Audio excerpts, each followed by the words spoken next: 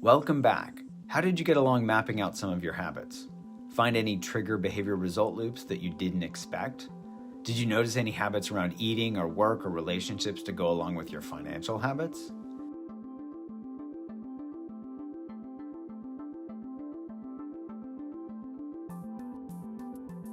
If you're like most people, when you start mapping habits, you focused in on the triggers. If you want to make sure you have extra money to put in your emergency savings, you need to avoid any invitations to dinner with friends that would trigger expensive nights out at a bar or fancy restaurant. But the key part of building and changing habits isn't the trigger. There will always be triggers, whether they come from the outside, like emails from your favorite brand about a big flash sale, or if they come from the inside, like getting stressed out or feeling down. Rather than trying to recognize and avoid any triggers, what's really important is understanding what you're getting from the habit, the reward or the result. This is important because of a key part of your brain called the orbitofrontal cortex, or OFC for short. It's where relative reward values are stored. What's a relative reward?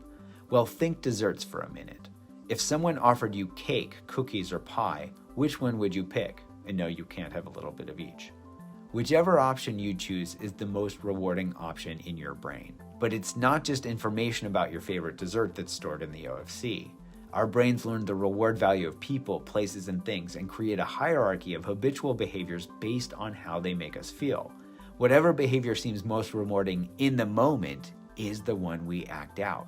Imagine that you have a goal of spending less each week on coffee so you can save a little more for a big purchase. The standard advice is to stay strong, use your willpower, and remember your goals. Basically, think your way into saving money. That may work for a while, and seeing your bank account grow a little bit each day is rewarding. But then a few afternoons later, you're stressed or tired or maybe even a little hangry, and before you know it, you're drinking a mocha frappuccino in your local Starbucks. In that moment of emotional distress, your brain found the most rewarding behavior that would help it feel better, budget or no budget. This is why you can't just focus on the trigger or the behavior to change the habit.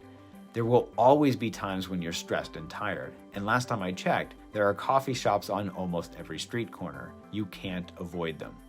To change behaviors for good, even in situations when you're hungry, anxious, lonely, or tired, you need to go to the source and change the reward value in the OFC. So how do we update the reward value? Yes, this is where awareness comes in again. Our brains need new information to see that the reward value it learned in the past is now outdated. By paying attention to all of the results of a habit and not just the immediate rewards, the OFC can reshuffle itself and change habits at the source. We call this process disenchantment because it helps you wake up from the perceived rewards of your automatic behaviors and be less enchanted with them. For example, if you have a habit of online shopping and buying things that you don't really need or can't afford, you can pause to consider the whole process. Are you feeling anxious or stressed? Are you avoiding a big decision or important task? What will it feel like when the charge shows up on your credit card statement and then you have to delay your financial goals to pay for it? Have you ever bought something and then had buyer's remorse? And if environmental sustainability and social responsibility are important to you, do you feel like this purchase is supporting these goals or not? This information helps to reset the reward value on that old habit and make it less appealing. Now we're working with our brain and not against it. It also sets the stage to move more supportive behaviors into automatic mode. More on this later. But can awareness really help us change even deeply ingrained habits? We wondered the same thing, so we actually did the scientific studies to see for ourselves. In the smoking and eating programs from Sharecare, we have people pay close attention to how they feel when smoking a cigarette or eating their trigger foods. We found that it takes paying attention as few as 10 times for people to completely update that reward value of their habitual behaviors and change their habits. Think about this for a moment, because it's huge. These studies show that people are no longer habitually reacting to their triggers. They've moved past willpower and are changing their brain at a fundamental level using the very same processes that set up their old habitual behaviors to break free from them. It may be counterintuitive, but it's actually easier and it lasts a lot longer. Today's practice is to explore one simple question. What am I really getting from this with any habit loops around money? When you buy something on impulse or that you really didn't need, take a moment to ask yourself that question.